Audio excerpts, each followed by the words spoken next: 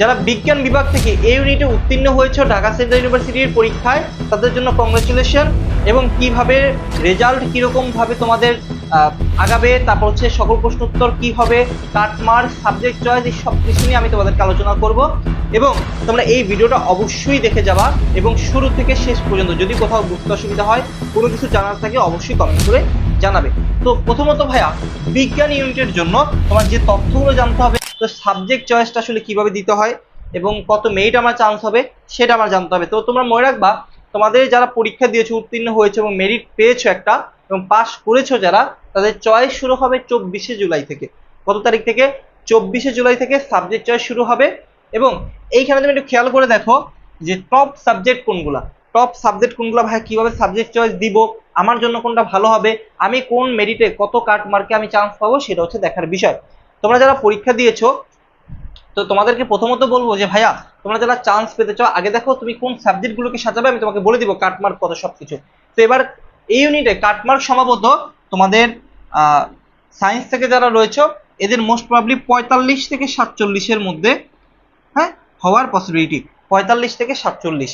তো 45 থেকে 47-এর মধ্যে যারা রয়েছে, তারা একটু সাবজেক্ট পেয়ে যেতে পারো 45 থেকে 47-এর মধ্যে। তবে যারা পাস করেছো, পাস তো 40-এ, তাই না? যারা পাস করেছো তারা পিছনের সারির সাবজেক্টগুলো পেতে পারো, তবে একটা সাবজেক্ট পাবে তারা। আর 45 থেকে 47-এর মধ্যে সবাই সাবজেক্ট পেয়ে যাবা। তো এখন এই 45 থেকে 47 হচ্ছে without GPA, without GPA, without GPA, হ্যাঁ, উইথআউট জিপিএ। তাহলে উইথ জিপিএ কত হবে? উইথ জিপিএ হচ্ছে গিয়ে যারা উইথআউট জিপিএ ছাড়া 45-47 পাবে, আর উইথ জিপিএ হচ্ছে গিয়ে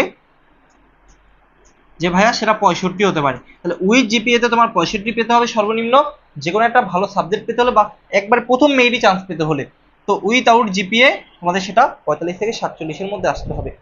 তো যাই হোক না কেন, এরা রিস্ক মুক্ত আসো, এরা রিস্ক মুক্ত আসো, এটা ইনশাল্লাহ পেয়ে যাবা। তো এখন আসি ভাইয়া, এই জায়গা থেকে টপ সাবজেক্ট আমি চাচ্ছি ভাই, আমার মেরিট খুব ভালো আসছে। ধরো আমার মেরিট কত, আমার কাটমার্ক কত, 70 আসছে, 70-এর মতো আসছে, ভালো একটা পজিশন আসছে। তো আমি কি করব? আমার জন্য ভালো সাবজেক্ট নিয়ে পড়তে হবে, তাই না? তো এই জন্য আমি তোমাদেরকে বলবো, রসায়ন, যারা এই ইউনিটে রয়েছে, রসায়নটাকে সবার আগে রাখবা, গণিতটাকে তারপর রাখো, পদার্থ, তারপর প্রাণী বিজ্ঞান, পরিসংখ্যান, গ্রুপ পরিবর্তন যদি করতে চাও সেগুলো রাখবা, ইংরেজি, অর্থনীতি, বিন্যাস, মার্কেটিং, মৃত্তিকা বিজ্ঞান, উদ্ভিদ বিজ্ঞান, তুমি চাইলে এগুলোকে রাখতে পারো। আবার এই জিনিসগুলোকে চাইলে এখানে দিতে পারো, তোমার ইচ্ছা অনুযায়ী তুমি সাজাতে পারো। কিন্তু এই যে সাবজেক্টগুলো দিয়েছি, রসায়ন, গণিত, পদার্থ, প্রাণী বিজ্ঞান, এইগুলোকে আগে রাখবা। এখন প্রশ্ন হচ্ছে ভাইয়া, আমি তো ক্যাম্পাস, ভালো ক্যাম্পাসে পড়তে চাই, ঢাকা কলেজে ছেলেরা ঢাকা কলেজের ক্যাম্পাসে পড়তে চাই, ইডেনে পড়তে চাই মেয়েরা, টপ সাবজেক্টে ভালো একটা মেরিট হলে, ধরো তোমার মেরিট বা পজিশন, ধরো তোমার মেরিট পজিশন 1 থেকে 800-র মধ্যে আছে, 1 থেকে 800-র মধ্যে আছে, তুমি নির্দ্বিধায় তুমি যদি ঢাকা কলেজের ক্যাম্পাসে পড়তে চাও পেয়ে যাবা, ইডেনে পড়তে চাও পেয়ে যাবা। তো এখন প্রশ্ন হচ্ছে ভাইয়া, আমি 1 থেকে 800-র মধ্যে আছি, তো এর মধ্যে আমি গণিত নিয়ে পড়তে যাচ্ছি, হ্যাঁ তুমি পেয়ে যাবা, ইনশাল্লাহ পেয়ে যাবা। তো এই জন্য এই সিরিয়ালগুলোকে আগে রাখবা, এই সিরিয়ালগুলোকে আগে রাখবা। এখন ভাইয়া, আমার পজিশন হচ্ছে গিয়ে, আমার পজিশন হচ্ছে গিয়ে 2500 হয়ে গেছে, 2500 পজিশন। তো এখন কি আমি পারবো কিনা পড়তে, আমি পারবো কিনা? তো এই বিষয়টা হচ্ছে কি এরকম, যাদের পজিশন 2500, তারা ভালো সাবজেক্ট নিয়ে যদি পড়তে চাও, তারা যদি ভালো সাবজেক্ট নিয়ে পড়তে চাও তাও সম্ভব, কিন্তু তোমাদের ক্যাম্পাসগুলো দিতে হবে ভিন্ন ক্যাম্পাস, যেমন কবি নজরুল দিতে পারো, সরোয়ার্দী দিতে পারো। তো প্রত্যেক জায়গায় ভালো ফ্যাসিলিটি রয়েছে এবং চাইলে তুমি যে কোনো ভালো সাবজেক্ট নিয়ে ওই ক্যাম্পাসেও পড়তে পারো। তবে মনে রাখবা, তোমাদের সাবজেক্টটা গুরুত্বপূর্ণ, এই জন্য সাবজেক্টটাকে বেশি ফোকাস দিবা। তো তুমি এই সিরিয়ালে সাজাতে পারো, এটা ডেমো হিসেবে তোমাকে দিয়েছি, অবশ্যই সাবজেক্ট চয়েসের আগে ভাইয়াদের সাথে যোগাযোগ করবা। তো আশা করি ক্লিয়ার। এখন প্রশ্ন হচ্ছে ভাইয়া, তোমরা কয়েকটা জিনিস মনে রাখতে হবে, যে আমি ভাইয়া কলেজকে প্রায়োরিটি দিতে চাচ্ছি, ক্যাম্পাসকে প্রায়োরিটি দিতে চাচ্ছি, নাকি হচ্ছে কি আলটিমেটলি সাবজেক্টকে প্রায়োরিটি দিতে চাচ্ছি। পার্সোনাল অপিনিয়ন হচ্ছে তুমি সাবজেক্টকে প্রায়োরিটি দিবা অলওয়েজ, সাবজেক্টকে নিয়ে। তো তুমি যদি সাবজেক্ট নিয়ে প্রায়োরিটি দিতে চাও, ভবিষ্যৎ তোমার এটা দিয়ে ক্যাম্পাস দিয়ে ম্যাটার না, সাবজেক্টটা ম্যাটার হয়। তো অনেকের ইচ্ছা থাকে যে ভাই আমি সাবজেক্ট নিয়ে আগে প্রায়োরিটি দিতে চাচ্ছি না। যদি সাবজেক্টের প্রায়োরিটি হয়, তুমি যে ক্যাম্পাসে যেতে চাও না কেন, তুমি যদি ঢাকা কলেজের ক্যাম্পাসে যেতে চাও, তুমি যদি ইডেনে যেতে চাও, এইভাবে সাজাবা। ইডেনের, তুমি যদি ইডেনে যেতে চাও, তাহলে ইডেনের সিরিয়ালগুলোকে এইভাবে দিবা। তুমি যদি ঢাকা কলেজের ক্যাম্পাস যেতে চাও, ঢাকা কলেজের ক্যাম্পাসে আগে এগুলো দিবা। তারপর যদি চাও তিতুমির, তারপর তিতুমিরে এগুলোকে সাজাবা, এইভাবে সাজাবা। বুঝতে পারছো? অথবা আমি তোমাদেরকে একটা ডেমো হিসেবে দিতে পারি, সেটা আমি তোমাকে একটু দেখায় দিই, একটু পরে দেখাচ্ছি। হ্যাঁ, এখানে আসো। এরপরে ক্যাম্পাস চয়েস, ক্যাম্পাসে কিরকম দেখো, ঢাকা কলেজের ক্যাম্পাস, ইডেন, তিতুমির সব রয়েছে। সিট কতগুলো রয়েছে সায়েন্স ডিপার্টমেন্টে, সেগুলো আমি তোমাদেরকে দেখাই দিলাম।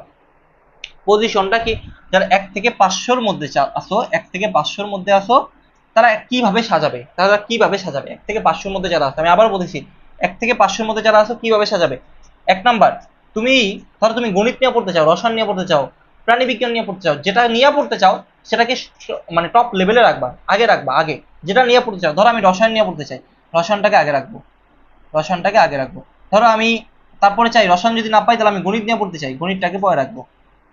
বা আমি যদি এরকম হয় 3 নাম্বার, আমি এটা নিয়ে পড়তে চাই, ফিজিক্স নিয়ে পড়তে চাই, পদার্থ নিয়ে পড়তে চাই, তাহলে তুমি এটা কাজ করতে পারো যে আমি হয় রসায়ন, নয় গণিত, নয় পদার্থ, যে কোনো একটা নিয়ে পড়তে চাই। তাহলে আমি কি করব, এই রসায়ন গণিত এটা ঢাকা কলেজেরটা প্রথম দিব যদি আমি ছেলে হই, পরে তিতুমিরকে দিব, তিতুমিরও সেম সাজাবো, ঢাকা কলেজে রসায়ন গণিত পদার্থ সাজানো শেষ, এরপর তিতুমিরের রসায়ন গণিত পদার্থ সাজানো শেষ, এরপর যাচ্ছি আমি বাংলা কলেজে কি করবো, রসায়ন গণিত পদার্থ এইভাবে সাজাবো, একটা প্যাটার্ন গেল, বুঝতে পারছো? তো এটা হচ্ছে সাবজেক্টকে প্রায়োরিটি দিয়ে আমি সাজাচ্ছি যে আমার এই টপ লেভেলের সাবজেক্ট হইলেই হইলো। বাট তোমার যদি ইচ্ছা থাকে যে না ভাইয়া আমি যে কোনো ক্যাম্পাসে রসায়ন হলেই পড়বো, যদি 1 থেকে 500-র মধ্যে সিরিয়াল থাকে, যে ভাই আমি যে কোনো ক্যাম্পাস হলেই পড়বো, তো এখন তুমি বিষয়টা মনে রাখো, তাহলে তুমি যে কোনো ক্যাম্পাসে রসায়ন নিয়ে পড়তে চাইলে তোমার প্রথম সিরিয়ালটা রাখবা সবগুলো রসায়ন। রসায়ন কি ঢাকা কলেজ, রসায়ন কি তিতুমির, রসায়ন কি বাংলা, বিষয়টা এরকম। বিষয়টা বুঝতে পারছো? 501 থেকে 1000, 501 থেকে 1000-এর মধ্যে তুমি যদি চাও যে ভাই আমি 501 থেকে 1000-এর মধ্যে পজিশন আসলে আমি কি রসায়ন পাবো, এটা পাওয়ার পসিবিলিটি খুবই কম। তবে তুমি প্রথম রসায়ন দিবা, কিন্তু তুমি ম্যাথ পেয়ে যাবা, রসায়নকে দিবা, তারপর তুমি গণিত দিলা। হ্যাঁ, এটা যদি ক্যাম্পাসকে প্রায়োরিটি দিতে চাও, যেমন ক্যাম্পাস প্লাস সাবজেক্ট দুইটা কি প্রায়োরিটি, তাহলে ঢাকা কলেজে তোমার চলে আসবে, অথবা তুমি যদি মেয়ে হয় ইডেনে তোমার চলে আসবে, এই দুটার মধ্যে যে কোনো একটা 501 থেকে 1000 হলে চলে আসবে। আর বাকি সাবজেক্ট তো এমনিতেই তোমার আসার পসিবিলিটি রয়েছে, বুঝতে পেরেছো?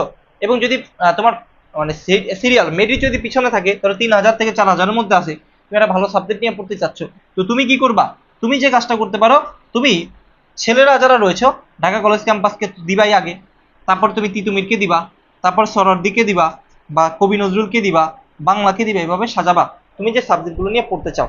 অবশ্যই মনে রাখবা তুমি যে সাবজেক্ট নিয়ে পড়তে চাও ভালো সাবজেক্টগুলো কি সবার উপরে রাখবা, পাইলে না পাইলে নাই, তারপর সাজাবে, বুঝতে পারছো? যাদের সিরিয়ালটা পিছনে আছে।